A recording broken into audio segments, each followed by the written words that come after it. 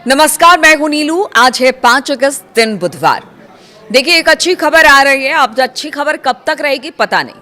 America और Iran की जंग के बीच महंगे तेल की मार झेल रहे दुनिया के लिए एक अच्छी खबर।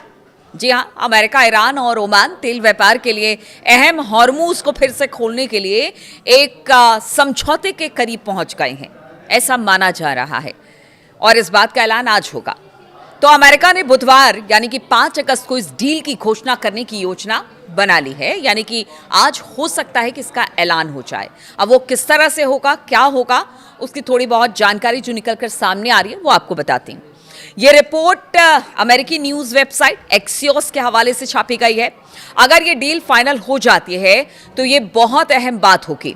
कई हफ्तों से बातचीत के दौर से गुजर रहे इस समझौते का मकसद अमेरिका और ईरान के बीच सीज फायर को फिर से शुरू करना और परमाणु समझौते पर बातचीत को दोबारा शुरू करना है।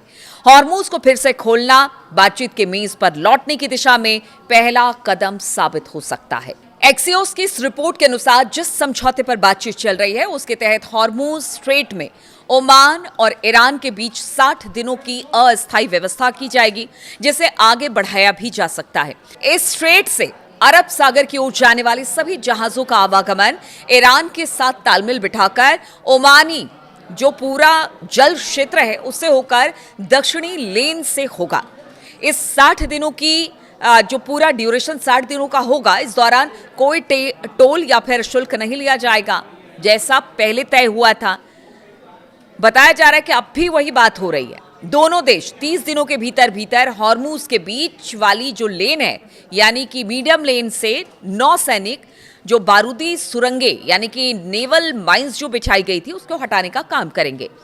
बीच वाली लेन साफ हो जाने के बाद उसका इस्तेमाल आने जाने वाले जहाजों के लिए किया जाएगा, लेकिन जहाज ओमान और ईरान के बीच बातचीत से तय होने वाली स्थायी व्यवस्था की शर्तों के तहत ही आ जा सकेगा। यानी कि ये दोनों बताएंगे कि कौन सी रूट से जाना है और जब सहमति बन जाएगी तो उसी रूट से हॉर्मूज स्ट्रेट से जो जहाज है, जो तेल और गैस के टैंकर है, वो यहां से गुजर पाएंगे। अमेरिका और ईरान के बीच जारी युद्ध लंबा खिंचने के साथ एक अहम सवाल पीछे छूटता नजर आ रहा है कि देखिए कि जो सवाल के साथ अमेरिका ने ईरान पर हमला किया या इजराइल के कहने पर हमला किया, क्या वो मामला पीछे छूट गया? अब हॉर्मूज ही सबसे बड़ा मामला बनकर सामने आया है। इसलिए कहा जा रहा है कि आज जिस चीज़ का ऐलान होगा हॉर्मूज स्ट्रेट को लेकर कि यहाँ से आप देखिए जो जहाज है उनको जाने दिया जाए, ओमान के साथ कुछ सहमति बनाकर और फिर एक मेज पर बैठकर यहाँ से रूट को दोबारा हॉर्मूज स्ट्रेट से शुरू किया जाएगा। ये तो एक बात हो गई।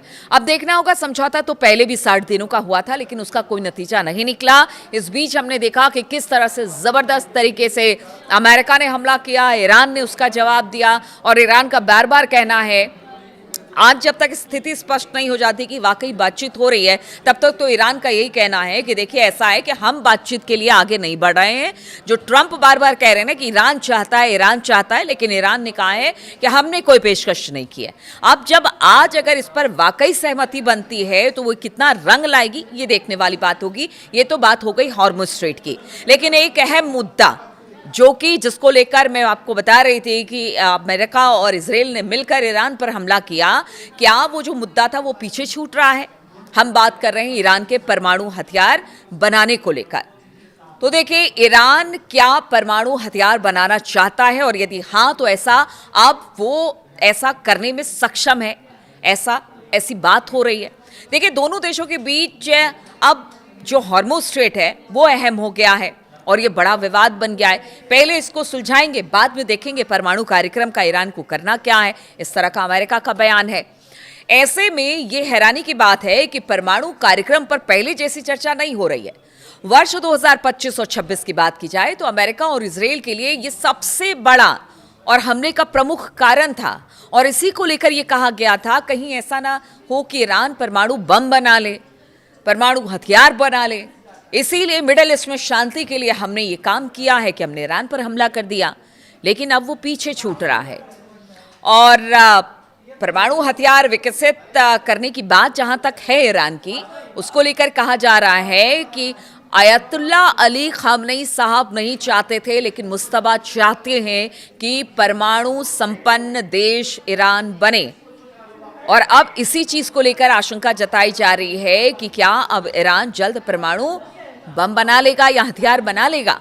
ईरान ने स्पष्ट कर दिया है कि वो हॉर्मुज स्ट्रेट से गुजरने वाले जो जहाज हैं उनकी आवाजाही को प्रभावित करने की क्षमता रखता है और ये उसने बता दिया है। इससे युद्ध समाप्त होने के बाद भी अंतर्राष्ट्रीय समुदाय पर वो लगातार दबाव बनाता रहेगा और एक नया साधन और एक नया टूल उसके हाथ में लग गया है, ये अब ईरान जान गया है। और माना जा रहा है कि ईरान के पास दबाव बनाने की क्षमता भी है, क्योंकि देखिए सिर्फ परमाणु बम को लेकर यह हमला किया गया था अमेरिका की तरफ से, लेकिन अब तो उसके पास स्ट्रेट ऑफ हॉर्मुज भी है।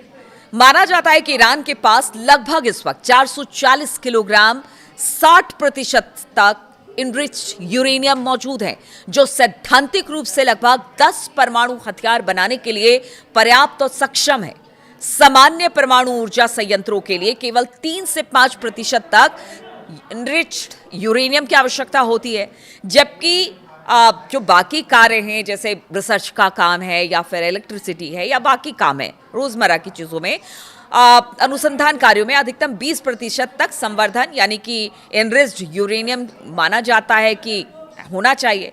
ऐसे में अगर 60% तक एनरिच्ड यूरेनियम ईरान के पास है तो इसी बात को लेकर अमेरिका चिंता जता चुका था और इजराइल ने भी चिंता जताई थी कि देखिए अगर हमें ये पता चल रहा है, हमारे सोर्सेस से पता चल रहा है तो ऐसा है, क्योंकि देखिए विशेषज्ञों के अनुसार परमाणु हथियार विकसित करने की संभावना के अलावा इसका कोई और व्यवहारिक उद्देश्य नहीं दिखाई देता है, ऐसा एक्सपर्ट मानते हैं।